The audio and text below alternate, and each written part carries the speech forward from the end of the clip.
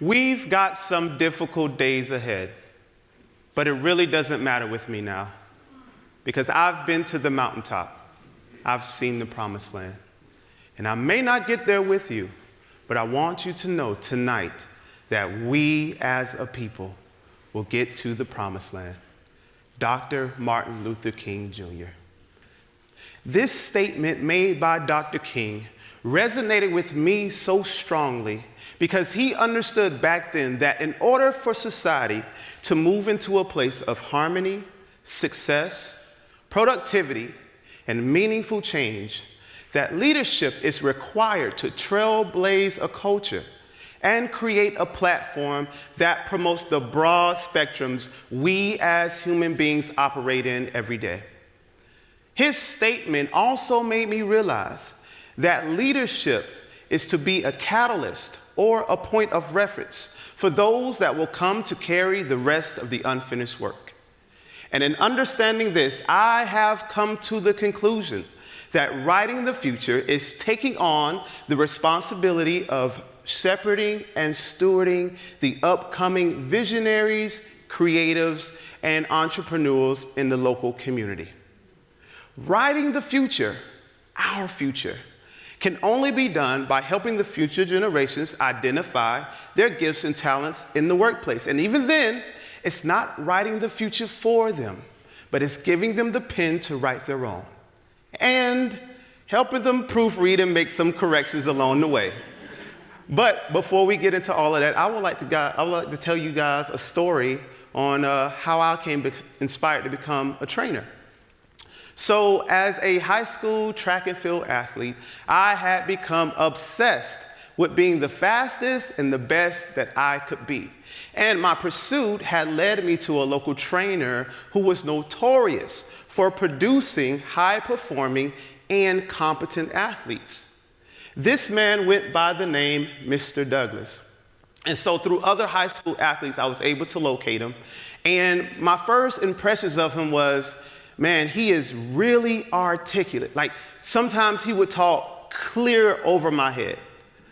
And he was really eclectic as well. So what I mean by that is he knew how to take concepts and really stretch and push the thresholds of them to get you the best possible outcome. Another great trait is he also made you really think for yourself. So as an example of that, I was having my first ever leg day squat session with him.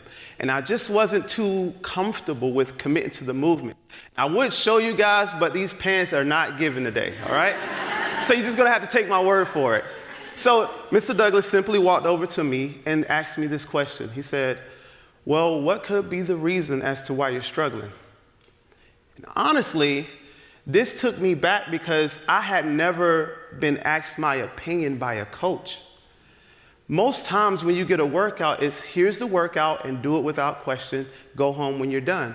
However, I had to answer him, so I was like, I don't know, maybe I need to adjust my feet, right? He said, okay, try it. I did. I still didn't get the results I was looking for, but the good thing about it is he continued to ask me questions that challenged me to make adjustments and commit to the goal of having the best possible outcome. And now that I think back on it, I think what impacted me the most was he cared enough to guide me to an authentic solution that best served me, despite him being the leader and the educator. He facilitated the outcome that we both desired without making me feel incompetent or uncomfortable with his leadership. And because of that, Mr. Douglas continues to be an essential part of my entrepreneurial and leadership journey today. So, in honor of the man that has inspired me, I too have questions I want to ask you all. And I don't want to make this awkward at all, so I'm not going to ask you to raise your hand or anything like that, or spin around or jump around or anything.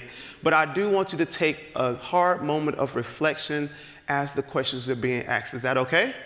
Yes. Beautiful. Okay, so the first question is, have you ever quit a job because you felt mentally burnt out, misunderstood, or overwhelmed? Yes. Were you able to voice how you felt before you quit? Yes. Did other members on your team feel the same way as you did? How did that workplace environment affect the way you viewed your self-worth? And if you experienced or carried any at all, how did you carry that workplace trauma into other areas of your life? Did you feel your voice was too far off from your leader or leaderships to really truly be heard? And lastly, for those that went on to become entrepreneurs and very successful and have employees of your own, do you sometimes find yourself repeating the same transgressions you once experienced when you were an employee?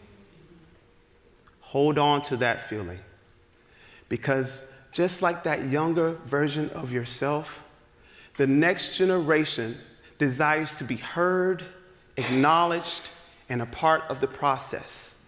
They need to be able to see themselves within the vision of the brand. Something you must understand is that loyalty in the workplace is connected to the personal life's purpose of an individual. And they have connected their identity to your vision.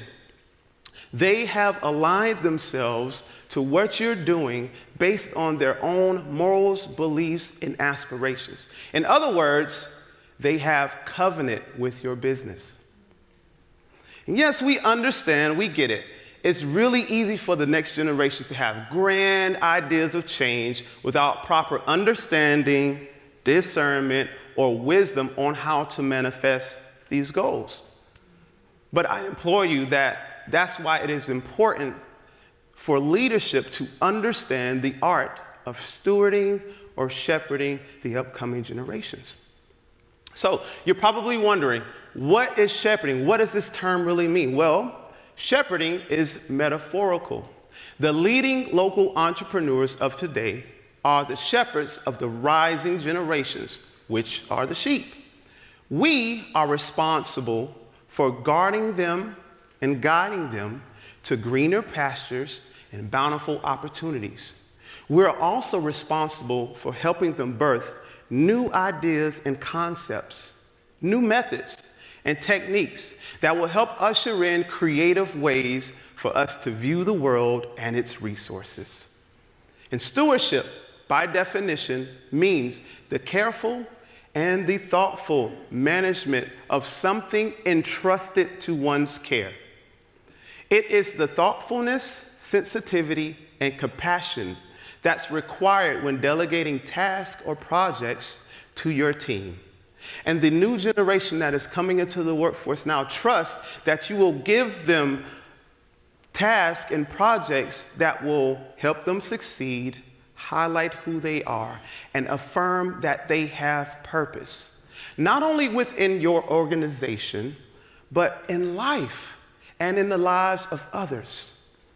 So you're probably wondering, how can I apply this in the workplace? Well, that's pretty simple, because some of us are already doing it now, right? It's knowing who they are outside of their position.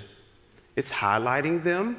It's giving them space to be creative and express themselves.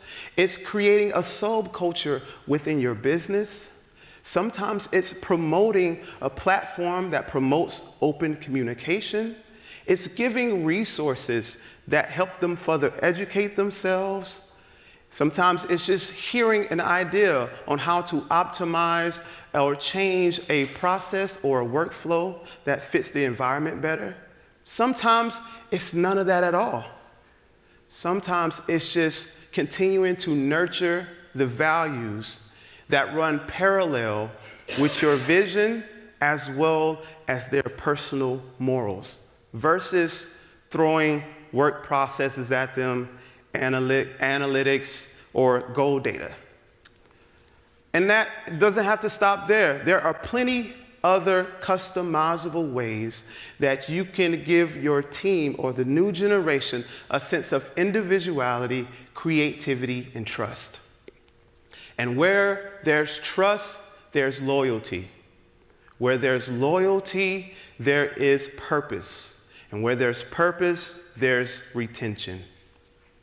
So in closing, leaders, We have an amazing opportunity to create an amazing assembly of new and young minds to really view the way the world turns and changes. But it is up to us to be the foundation and the platform which gives them the ability to do just that. And even though we have some difficult days ahead, we must be the shoulders that they stand on in order for the community to continue to grow and promote positive change. Thank you.